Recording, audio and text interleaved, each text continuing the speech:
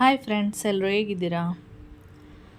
ಇಲ್ಲಿ ನೋಡ್ತಾ ಇರ್ಬೋದು, ಬೆಕ್ಕು ನಿಮಗೆ ಕರೆಕ್ಟಾಗಿ ಕಾಣಿಸ್ತಿದೆಯಾ ಏನೋ ಗೊತ್ತಿಲ್ಲ. ನೋಡಿ, ಇವಾಗ ಬೆಕ್ಕು ಮತ್ತು ಬೆಕ್ಕಿನ ಮರಿಗಳು ಎಲ್ಲ ಇಲ್ಲಿದೆ. ನಾನು ಟೆರೆಸ್ ಮೇಲೆ ಬಂದಾಗ ಒಂದು ಸಾರಿ ಸುಮ್ಮನೆ ಆ ಕಡೆ ಈ ಕಡೆ ಎಲ್ಲ ನೋಡ್ತಾ ಇರ್ತೀನಿ. ಆವಾಗ ಬೆಕ್ಕಿನ ಮರಿ ಕಾಣಿಸಿದ್ದು. ನೋಡಿ, ಅಮ್ಮನೂ ಅಲ್ಲೇ ಇದ್ದಾಳೆ ಮತ್ತು ಮರಿಗಳು ಕೂಡ ಅಲ್ಲೇ ಇದೆ. ನಾನು ಅಂದ್ಕೊಂಡಿದ್ದು ತುಂಬ ದಿನ ಆಗಿತ್ತು, ಕಾಣಿಸಿರಲಿಲ್ಲ. ದಿನ ಒಂದೆರಡು ದಿನ ಅಷ್ಟೇ ಸೌಂಡ್ ಕೇಳಿಸ್ತಾಯಿತ್ತು, ಅಂದರೆ ಕಿರ್ಚೋದು, ಅಷ್ಟು ಬಿಟ್ಟರೆ ಅದು ಮರಿಗಳೆಲ್ಲೂ ಕಾಣಿಸಿರಲಿಲ್ಲ. ಅದಾದಮೇಲೆ ನಾನು ಅಂದ್ಕೊಂಡಿದ್ದು ಮರಿಗಳಿಲ್ಲ, ಏನೋ ಆಗಿದೆ ಅಂತ ಹೇಳಿ ಅಂದ್ಕೊಂಡಿದ್ದೆ. ಏಕೆಂದರೆ ಅಮ್ಮ ಮಾತ್ರ ಕಾಣಿಸ್ತಾಯಿತ್ತು, ಆಮೇಲೆ ಮನೆಗೆ ಬಂದು ಅನ್ನ ಎಲ್ಲ ತಿಂದೋಗ್ತಿತ್ತು. ಮರಿಗಳು ಯಾವತ್ತೂ ಕಾಣಿಸಿರಲಿಲ್ಲ. ಒಂದೆರಡು ದಿನ ಕಾಣಿಸಿತ್ತು, ಮತ್ತೆ ಕಾಣಿಸಿರ್ಲಿಲ್ವಲ್ಲ, ಅದರಿಂದ ಇಲ್ಲ ಅಂತಲೇ ಅಂದ್ಕೊಂಡಿದ್ದೆ. ಆಮೇಲೆ ನೋಡಿದರೆ ಟೆರೆಸ್ ಮೇಲೆ ಹೋದಾಗ ನೋಡಿದಾಗ ನಂಗೆ ಖುಷಿಯಾಗೋಯ್ತು, ಮರಿಗಳು ಬದುಕಿದೆಯಲ್ಲ, ಇದೆಯಲ್ಲ ಅಂಥೇಳಿ. ಏಕೆಂದರೆ ಈ ಪ್ಲೇಸ್ ಎಲ್ಲ ಖಾಲಿ ಇರೋದ್ರಿಂದ ಇಲ್ಲೆಲ್ಲ ನಾಯಿಗಳು ಓಡಾಡುತ್ತೆ. ಅದರಿಂದ ಸ್ವಲ್ಪ ಭಯ ಆಗುತ್ತೆ, ಏನಾದರೂ ನಾಯಿ ಬಂದು ಹಿಡಿದ್ಬಿಡುತ್ತಾ ಏನೋ ಆ ಥರ ಭಯ ಆಗ್ತಾ ಇರುತ್ತೆ ಅಷ್ಟೇ. ಅದನ್ನ ನೋಡಿ ನನಗಂತೂ ಫುಲ್ ಖುಷಿ ಆಯಿತು. ಇಲ್ಲಿ ನೋಡ್ತಾ ಇದ್ದೀರಾ ಎಷ್ಟು ಜಿರಳೆ ಸಾಯಿಸಿದ್ದೀನಿ ಅಂತ. ದಪ್ಪದಿದೆ ಎಲ್ಲ ಬಂದು 6 ಜಿರಳೆ ಸಿಕ್ಕಿದೆ. ಇನ್ನೂ ಒಂದಷ್ಟು ಎಲ್ಲೆಲ್ಲಿ ಸತ್ತಿದೆ ಅಂತ ಗೊತ್ತಿಲ್ಲ. ಎಷ್ಟು ಒಂದು 20 ದಿನಕ್ಕೆ 1 ತಿಂಗಳಿಗೆ ಜಿರಳೆಗಳು ಓಡಾಡ್ತಾನೆ ಇರುತ್ತೆ. ಇವಾಗ ಇಷ್ಟು ಸತ್ತಿದೆ, ಆದರೂ ಎಲ್ಲ ಸತ್ತಿಲ್ಲ, ಇಷ್ಟೇ ದಪ್ಪದು ಮಾತ್ರ ಸತ್ತಿರೋದು. ಸಣ್ಣ ಸಣ್ಣ ಮರಿಗಳು ಎಲ್ಲಿದೆ ಅಂತ ಗೊತ್ತಿಲ್ಲ. ಸ್ವಲ್ಪ ದಿನ ಹೋದ್ಮೇಲೆ ದಪ್ಪ ಆಗುತ್ತೆ. ನೋಡಿ, ನಾನು ಲಕ್ಷ್ಮಣ ರೇಖಾ ಅಂತ ಹೇಳ್ತಿದ್ನಲ್ಲ, ಅದನ್ನು ಬರೆದಿರೋದು ಇಲ್ಲೆಲ್ಲ ಬರೆದಿರೋದಕ್ಕೆ ಸತ್ತಿರೋದು. ನಾನು ಯಾವಾಗಲೂ ಅಂದ್ಕೊಳ್ತಿರ್ತೀನಿ, ಏನಂದರೆ ಊರಿಗೆ ಹೋದಾಗ ಒಂದು 2-3 ದಿನ ಇರಲ್ವಲ್ಲ, ಆ ಟೈಮಲ್ಲಿ ಬರೆದು ಹೋಗಬೇಕು, ಆವಾಗ ತುಂಬ ಸತ್ತಿ ಬಿದ್ದಿರುತ್ತೆ ಅಂತ. ಆದರೆ ನಮಗೆ ನೆನಪೇ ಆಗೋಲ್ಲ ಊರಿಗೆ ಹೋಗ್ಬೇಕಾದ್ರೆ.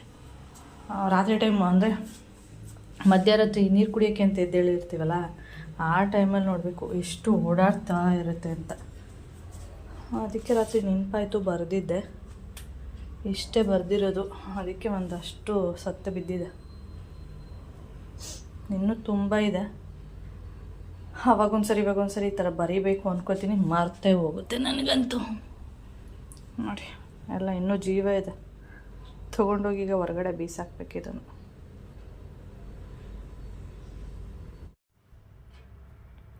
ಟೈಮ್ ಬಂದು ಇವಾಗ 3:30 ಆಗಿದೆ.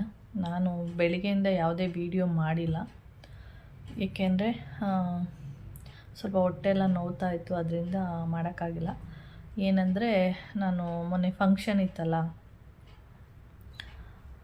ಪ್ರವೀಣನ ಮನೆಯಲ್ಲಿ ಗೃಹ ಪ್ರವೇಶದ್ದು ಮತ್ತು ಸತ್ಯನಾರಾಯಣ ಪೂಜೆ ಎಲ್ಲ ಇತ್ತಲ್ಲ, ಅದರಿಂದ ನಾನು ಏನು ಮಾಡಿದ್ದೆ ಅಂದರೆ ಪೋಸ್ಟ್ಪೋನ್ ಟ್ಯಾಬ್ಲೆಟ್ ತೊಗೊಂಡಿದ್ದೆ. ಪೋಸ್ಟ್ಪೋನ್ ಟ್ಯಾಬ್ಲೆಟು ಅದು ಏನಾಗಿದೆ, ಅದನ್ನು ತೊಗೋಬಾರ್ದು, ಆದರೂ ವಿಧಿಲ್ಲ, ತೊಗೋಬೇಕಿತ್ತು ಅವತ್ತು. ಮದುವೆ ಬೇರೆ ಫಂಕ್ಷನ್ ಅಂದರೆ ನಾನು ತೊಗೊಳ್ಳಲ್ಲ, ಆದರೆ ಇದು ಸತ್ಯನಾರಾಯಣ ಪೂಜೆ ಇರೋದ್ರಿಂದ ಮತ್ತು ಪೂಜೆ ಈ ಥರದ್ದೆಲ್ಲ ಇರುವಾಗ ತೊಗೊಳ್ಳೇಬೇಕು. ನಾನು ಈ ಥರದ್ದೆಲ್ಲ ತೊಗೊಳ್ಳಲ್ಲ, ತುಂಬ ಅಪರೂಪ ತೊಗೊಳ್ಳೋದು. ನಾನು ಇದು 3ನೇ ಟೈಮ್ ತೊಗೊಳ್ತಿರೋದು. ಫಸ್ಟು ನಾನು ಮದುವೆ ಟೈಮಲ್ಲಿ ಒಂದು ಸರಿ ತೊಗೊಂಡಿದ್ದೆ. ಅದಾದಮೇಲೆ ನೆಕ್ಸ್ಟು ನಮ್ಮ ಪೂಜನ್ ಮದುವೆ ಟೈಮಲ್ಲಿ ತೊಗೊಂಡಿದ್ದೆ, ಅಂದರೆ ಅಕ್ಕನ ಮಗಳದು ಮದುವೆ ಟೈಮಲ್ಲಿ ಒಂದು ಸರಿ ತೊಗೊಂಡಿದ್ದೆ. ಅದು ಬಂದರೆ ಇದು 3ನೇ ಟೈಮು ತೊಗೊಂಡಿರೋದು. ಎಷ್ಟು ಹೊಟ್ಟೆ ನೋಯ್ತಾ ಇದೆ ಅಂದರೆ, ಅದನ್ನು ತೊಗೊಂಡ್ರೆ ತುಂಬ ಪೇಯ್ನ್ ಬರುತ್ತೆ. ಆ ಪೀರಿಯಡ್ಸ್ ಆದಮೇಲೆ ಹೇಗೆ ಪೇಯ್ನ್ ಬರುತ್ತೆ ಅಂದರೆ ತಡ್ಕೊಳ್ಳೋಕ್ಕೆ ಆಗಲ್ಲ, ಆ ಥರ ಪೇಯ್ನ್ ಬರುತ್ತೆ. ಒಂದೊಂದ್ಸಲ ನನಗೆ ಅಳುನೇ ಬರ್ತಾಯಿತ್ತು ಮಧ್ಯಾಹ್ನ, ಇಷ್ಟೊಂದು ಪೇಯ್ನ್ ಬರ್ತಿದೆಯಲ್ಲ ಅಂಥೇಳಿ. ಅದು ಯಾವ ಥರ ಪೇಯ್ನ್ ಅಂದರೆ ಅದು ಹೆಣ್ಮಕ್ಳಿಗೆ ಮಾತ್ರ ಗೊತ್ತಿರುತ್ತೆ. ಈ ಡಿಲಿವರಿ ಟೈಮಲ್ಲಿ ಬರುವಂಥ ಪೇಯ್ನ್ ಯಾವ ಥರ ಇರುತ್ತೆ, ಸ್ವಲ್ಪ ಹೊತ್ತು ಬರುತ್ತೆ, ಮತ್ತು ಸ್ವಲ್ಪ ಹೊತ್ತು ಇರಲ್ಲ, ಸ್ವಲ್ಪ ಹೊತ್ತು ಬರುತ್ತೆ, ಸ್ವಲ್ಪ ಹೊತ್ತು ಬರಲ್ಲ, ಆ ಥರ ಪೇಯ್ನ್ ಇದು. ನೀವು ಯಾವುದೇ ಕಾರಣಕ್ಕೂ ಈ ಥರ ಪೋಸ್ಟ್ಪೋನ್ದು ಟ್ಯಾಬ್ಲೆಟ್ ಏನಿರುತ್ತೆ ಅದನ್ನು ತೊಗೊಳ್ಳೋಕ್ಕೆ ಹೋಗಬೇಡಿ. ನಾನು ಯಾವತ್ತೂ ಕೂಡ ತೊಗೊಳ್ಳಲ್ಲ, ಆದರೆ ಫಂಕ್ಷನಿಗೆ ಇರೋದ್ರಿಂದ ನಾನು ತೊಗೊಳ್ಳೇಬೇಕಿತ್ತು, ತೊಗೊಂಡಿದ್ದೆ ಅಷ್ಟೇ. ಆದರೆ ಸಖತ್ ಪೇಯ್ನ್ ಬರುತ್ತೆ ಅದು ತೊಗೊಂಡು. ಮತ್ತು ಅದು ಏನಂದರೆ ಮತ್ತೆ ಪೀರಿಯಡ್ಸ್ ಆಗ್ತೀವಲ್ಲ, ಅವಾಗಂತೂ ತಡೆಯೋಕ್ಕೆ ಆಗಲ್ಲ. ನನಗೆ ಸುಮಾರು ಒಂದು 11 ಗಂಟೆಯಿಂದ ಈ ಥರ ಪೇಯ್ನು ಸ್ಟಾರ್ಟ್ ಆಗ್ತಾಯಿದೆ. ಅಮ್ಮ ನನಗಂತೂ ಒಂದೊಂದು ಸರಿ ಯಾಕಾದರೂ ತೊಗೊಂಡೆ ಅನ್ನೋ ಥರ ಆಗ್ಬಿಟ್ಟಿತ್ತು. ಓಕೆ, ಇವಾಗ ಸ್ವಲ್ಪ ಕಡಿಮೆ ಆಗಿದೆ, ಆದರೂ ಸ್ವಲ್ಪ ಹೊತ್ತು ಇರಲ್ಲ, ಸ್ವಲ್ಪ ಹೊತ್ತು ಇರುತ್ತೆ, ಆ ಥರ ಆಗಿದೆ. ನೀವು ಯಾವುದೇ ಕಾರಣಕ್ಕೂ ತೊಗೊಳ್ಳೇಬೇಡಿ. ಎಲ್ಲರೂ ಹೇಳ್ತಾರೆ ಇದನ್ನು ತೊಗೋಬಾರ್ದು ಅಂತ, ಅದೇ ಈ ಥರ ಟೈಮಲ್ಲಿ ತೊಗೊಳ್ಳೇಬೇಕು. ಏನಂತಾರೆ ಅಂದರೆ ಗೊತ್ತಿರುತ್ತಲ್ವ, ತೊಗೊಂಡಿರಾಗ್ತಿರ್ಲಿಲ್ವ ಏನಾಗ್ಬಿಡ್ತಿತ್ತು ಅಂತ ಅಂತಾರೆ, ಅನುಭವಿಸೋರು ನಾವು. ಆ ಥರ ಆಗ್ತಾಯಿದೆ, ಅದಕ್ಕೆ ಯಾವುದೇ ವಿಡಿಯೋ ಮಾಡಿಲ್ಲ. ಇಷ್ಟೋ ತನಕ ಮಲ್ಕೊಂಡಿದ್ದೆ, ನೀವು ನನ್ನ ಫೇಸ್ ನೋಡಿದರೆ ಗೊತ್ತಾಗುತ್ತೆ, ಮಲ್ಕೊಂಡಿದ್ದೆ. ಇವಾಗ ಸ್ವಲ್ಪ ಹೊತ್ತು ಮಲ್ಕೊಂಡ್ರೆ ಸರಿ ಹೋಗುತ್ತೆ. ಅಂದರೆ ಪೇಯ್ನ್ ಬರ್ತಾ ಇರುತ್ತಲ್ಲ, ನಿದ್ದೇನು ಬರಲ್ಲ. ಸುಮ್ಮನೆ ಮಲ್ಕೊಂಡು ಫ್ಯಾನ್ ಹಾಕ್ಕೊಂಡು ಮಲ್ಕೊಂಡಿದ್ದೀನಿ ಅಷ್ಟೇ. ಅದಕ್ಕೆ ಇವಾಗಿದ್ದೆ, ಅದಕ್ಕೆ ಇದ್ರ ಬಗ್ಗೆ ಒಂದು ಸ್ವಲ್ಪ ಹೇಳೋಣ ಅಂತ. ಎಲ್ಲರಿಗೂ ಗೊತ್ತು, ಆದರೂ ಕೂಡ ನಾನು ಹೇಳ್ತಾ ಇದ್ದೀನಿ. ತುಂಬ ಎಮರ್ಜೆನ್ಸಿ ಇದೆ, ತೊಗೊಳ್ಳೇಬೇಕು ಅಂದರೆ ಮಾತ್ರ ತೊಗೊಳ್ಳಿ, ಇಲ್ಲಾಂದರೆ ತೊಗೊಳಕ್ಕೆ ಹೋಗಲೇಬೇಡಿ. ಓಕೆ, ನಿನ್ನ ಸ್ನಾನ ಎಲ್ಲ ಏನೂ ಮಾಡಿಲ್ಲ, ಆಮೇಲೆ ವಿಡಿಯೋನ ಕಂಟಿನ್ಯೂ ಮಾಡ್ತೀನಿ. ಇಲ್ಲೇನು ಬೌಲ್ ನೋಡ್ತಾ ಇದ್ದೀರಾ, ಇದರಲ್ಲಿ ನಾನು ಒಂದು ಅರ್ಧಕ್ಕಿಂತ ಸ್ವಲ್ಪ ಜಾಸ್ತಿ ರೈಸ್ ಎಲ್ಲ ಹಾಕಿದ್ದೆ. ಅಂದರೆ ಹಾಲು ಮತ್ತು ಅನ್ನ ಸ್ವಲ್ಪ ಉಪ್ಪೆಲ್ಲ ಹಾಕಿ ಕಲಸಿಟ್ಟಿದ್ದೀನಿ. ಇವಾಗ ನೋಡಿ ಖಾಲಿಯಾಗಿದೆ, ಅಂದರೆ 3 ಬೆಕ್ಕು ಕೂಡ ಬಂದು ತಿಂದು ಹೋಗುತ್ತೆ, ಅದರಿಂದ ಖಾಲಿಯಾಗಿದೆ. ಬೆಳಿಗ್ಗೆ ಏನಂದರೆ ರೊಟ್ಟಿ ಮತ್ತು ಚಟ್ನಿ ಮಾಡಿದ್ದೆ, ಬೆಕ್ಕಿಗೋಸ್ಕರನೇ ಅಂತ ನಾನು ಬೆಳಿಗ್ಗೆ ರೈಸ್ ಎಲ್ಲ ಮಾಡಿಬಿಟ್ಟೆ. ಯಾಕೆಂದರೆ ರಾತ್ರಿ ಅವಲಕ್ಕಿ ಮಾಡಿದ್ನಲ್ಲ, ಅದರಿಂದ ಬೆಳಿಗ್ಗೆ ತಿಂಡಿ ಮಾಡಬೇಕಾದ್ರೆ ರೈಸ್ ಎಲ್ಲ ಮಾಡಿ ಕಲಸಿಟ್ಟಿದ್ದೆ. ಇವಾಗ ನೋಡಿ ಖಾಲಿಯಾಗಿ ಹೋಗಿದೆ. 3 ಕೂಡ ಬರುತ್ತೆ, 2 ಅಂದರೆ ಬಂದು ತಿಂದೋಗುತ್ತೆ. ಕಪ್ಪುದಿದೆಯಲ್ಲ ಅದೇನು ಮಾಡುತ್ತೆ ಅಂದರೆ ಇಲ್ಲಿ ಖಾಲಿಯಾಗಿದ್ದರೆ ಮನೆ ಒಳಗಡೆ ಬಂದು ಕಿರ್ಚ್ಕೊತಾ ಇರುತ್ತೆ. ಆವಾಗ ಇಲ್ಲಿ ಏನೂ ಇಲ್ಲ, ಖಾಲಿಯಾಗಿದೆ ಅಂತ. ಇವಾಗ ರೈಸ್ ಇದೆ, ಟೆರೆಸ್ ಮೇಲೆ ಹೋಗ್ತಾಯಿದ್ದೀನಿ, ಆಮೇಲೆ ಬಂದು ಹಾಲು ಮತ್ತು ಅನ್ನ ಕಲಸಿ ಇಡ್ತೀನಿ. ನಂದು ಮನಿ ಪ್ಲ್ಯಾಂಟ್ ಇಲ್ಲಿ ಇಟ್ಟಿದ್ದೀನಿ, ಏನಕ್ಕೆ ಅಂದರೆ ಉದ್ದ ಇತ್ತಲ್ಲ, ಅದನ್ನ ಸುತ್ತಬಿಟ್ಟು ಅದಕ್ಕೇ ಫುಲ್ಲು ಸುತ್ತಬಿಟ್ಟು ಇಟ್ಟಿದ್ದೀನಿ. ಈಗ ಈ ಥರ ಇದೆ. ಎಲ್ಲಿಗೆ ಹಬ್ಸೋದು ಗೊತ್ತಿಲ್ಲ, ತುಂಬ ಉದ್ದ ಇದೆ, ಆದರೆ ಎಲ್ಲಿಗೆ ಹಬ್ಸೋದು ಅಂತ ಗೊತ್ತಿಲ್ಲ.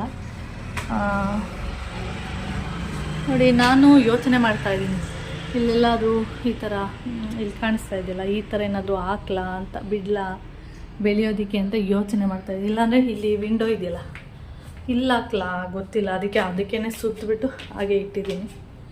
ಓಕೆ, ಟೈಮ್ ಬಂದು ಇವಾಗ 6 ಗಂಟೆ ಆಗ್ತಾಯಿದೆ. ಯಾಕೋ ಗೊತ್ತಿಲ್ಲ, ವೀಡಿಯೋ ಮಾಡೋದಕ್ಕೆ ಇಂಟ್ರೆಸ್ಟೇ ಇಲ್ಲ. ಅದಕ್ಕೆ ಈ ವಿಡಿಯೋನ ಇಲ್ಲಿಗೆ ಹೆಣ್ಣು ಮಾಡಿಬಿಡೋಣ ಅಂತೇಳಿ. ಮತ್ತು ತುಂಬ ಸೆಕೆ, ಮಳವಳ್ಳಿಯಲ್ಲಿ ಎಷ್ಟು ಸೆಕೆ ಇತ್ತು ಅಷ್ಟು ಸೆಕೆ ಇಲ್ಲಿ ಬೆಂಗಳೂರಲ್ಲಿ ನನಗೆ ಅನ್ನಿಸ್ತಾ ಇದೆ. ಅಲ್ಲಿ ಇದ್ನಲ್ಲ ಒಂದು ವಾರ, ಅಷ್ಟೇ ಸೆಕೆ ಇಲ್ಲಿ ನನಗೆ ಫೀಲ್ ಆಗ್ತಾಯಿದೆ. ನನಗೆ ಮಾಮನಿಗೂ ಕೂಡ ಮಧ್ಯಾಹ್ನ ಹೇಳ್ತಾಯಿದ್ದೆ, ಎಷ್ಟೊಂದು ಸೆಕೆ ಇದೆ ಊರಲ್ಲಿ, ಎಷ್ಟು ಸೆಕೆ ಇತ್ತು ಅಷ್ಟೇ ಸೆಕೆ ಇಲ್ಲಿ ಇದೆ ಅಂತ ಅನ್ನಿಸ್ತಾ ಇದೆ ನನಗೆ. ಇವಾಗ ಪ್ರೆಸೆಂಟ್ ಇವಾಗ ಏನಿದೆ ಅದನ್ನು ನೋಡಿದರೆ ನನಗೆ ಹಂಗೆ ಅನ್ನಿಸ್ತಾ ಇರೋದು. ಅದಕ್ಕೆ ಮಾಮ ಹೇಳ್ತಾಯಿದ್ರು, ಇಲ್ಲೇ ಇಷ್ಟು ಇರಬೇಕಾದ್ರೆ ಊರಲ್ಲಿ ಇನ್ನೆಷ್ಟು ಸೆಕೆ ಇರುತ್ತೆ ಅಂತ. ಓಕೆ, ಟೈಮ್ ನೋಡ್ಬೋದು, 6 ಗಂಟೆ 5 ನಿಮಿಷ ಆಗಿದೆ. ಹಾಗೆ ವಿಡಿಯೋನು ಕೂಡ ಎಂಡ್ ಮಾಡ್ತೀನಿ. ಹಾಗೆ ವೆದರ್ ಕೂಡ ಸ್ವಲ್ಪ ಕೂಲಾಗಿದೆ. ಇವಾಗ ಮಳೆ ಬರೋ ಮುನ್ಸೂಚನೆ ಯಾವ ಥರ ಇರುತ್ತೆ ಆ ಥರ ಫುಲ್ ಮೋಡ ಥರ. ಯಾಕೋ ಒಂದು 5 o'clock ಸ್ವಲ್ಪ ಮೋಡ ಥರ ಇದೆ. ಗೊತ್ತಿಲ್ಲ, ಮಳೆ ಬಂದರೆ ಎಷ್ಟು ಖುಷಿಯಾಗುತ್ತೆ ಅಂದರೆ ತುಂಬ ಖುಷಿ ಆಗ್ತಾ ಇರುತ್ತೆ. ನಿಜವಾಗ್ಲೂ ಇದೇ ಥರ ಏನಾದರೂ ದಿನ ಪರ್ಸೆಂಟೇಜ್ ಏನಿದೆ ಜಾಸ್ತಿ ಆಗ್ತಾ ಹೋಗ್ತಾ ಇದೆ. 35, 36, 37 ಈ ಥರ ಹೋಗ್ತಾ ಇದೆ. ಇದೇ ಥರ ಆದರೆ ನಿಜವಾಗ್ಲೂ ಜನಗಳು ಹೊರಗಡೆನೂ ಇರೋಕ್ಕಾಗಲ್ಲ, ಒಳಗಡೆನೂ ಇರೋಕ್ಕಾಗಲ್ಲ. ಆ ಥರ ಆಗಿಬಿಟ್ಟು ಆ ಥರ ಆಗುತ್ತೆ. ಈ ಬಿಸಿಲಿನ ಒಂದು ತಾಪ ಏನಿದೆ ಇದಕ್ಕೇ ಸತ್ತೋಗೋ ಥರ ಆಗಿಬಿಡುತ್ತೆ. ನಿಜವಾಗ್ಲೂ ಅಷ್ಟು ಸೆಕೆ ಆಗ್ತಿರುತ್ತೆ. ನಾನು ಯಾವಾಗಲೂ ಫ್ಯಾನ್ ಅಂತೂ ಯೂಸೇ ಮಾಡಲ್ಲ ಯಾವಾಗ್ಲೂ. ಈ ಸುಮಾರು ಒಂದು 4-5 ದಿನದಿಂದ ಫ್ಯಾನ್ ಅಂತೂ ಓಡ್ತಾ ಇರಬೇಕು, ಆ ಥರ ಆಗಿದೆ. ಗೊತ್ತಿಲ್ಲ, ಇದೇ ಥರ ಆಗಿಬಿಟ್ರೆ ಮುಂದೆ ಜೀವನ ಹೇಗಿರುತ್ತೆ ಅನ್ನೋದೇ ಗೊತ್ತಿಲ್ಲ. ಇವಾಗ ಸ್ವಲ್ಪ ಕೂಲಾಗಿರೋದ್ರಿಂದ, ಹಾಗೆ ನನಗೆ ಇವತ್ತು ಇಂಟ್ರೆಸ್ಟೇ ಇಲ್ಲ ನನಗೆ ಯಾವುದೇ ವಿಡಿಯೋ ಮಾಡೋದಕ್ಕೆ. ಬೆಳಿಗ್ಗೆಯಿಂದ ಏನು ವೀಡಿಯೋನೇ ಮಾಡಿಲ್ಲ, ಸುಮ್ಮನೆ ಮಲ್ಕೊಳ್ಳೋದು ಎದ್ದೇಳೋದು ಇದೇ ಥರ ಆಗಿದೆ. ಅದಕ್ಕೆ ವೀಡಿಯೋನ ಇಲ್ಲಿಗೆ ಎಂಡ್ ಮಾಡ್ತೀನಿ. ನಿಮಗೇನಾದರೂ ವೀಡಿಯೋ ಇಷ್ಟ ಆದರೆ ಲೈಕ್, ಶೇರ್, ಕಮೆಂಟ್ ಮಾಡಿ. ಹಾಗಾದರೆ ಫಸ್ಟ್ ಟೈಮ್ ನೋಡ್ತಾರೆ ಪ್ಲೀಸ್ ಸಬ್ಸ್ಕ್ರೈಬ್ ಮಾಡ್ಕೊಂಡು ನೋಡಿ. ನೆಕ್ಸ್ಟ್ ವೀಡಿಯೋದಲ್ಲಿ ಸಿಗೋಣ. ಓಕೆ.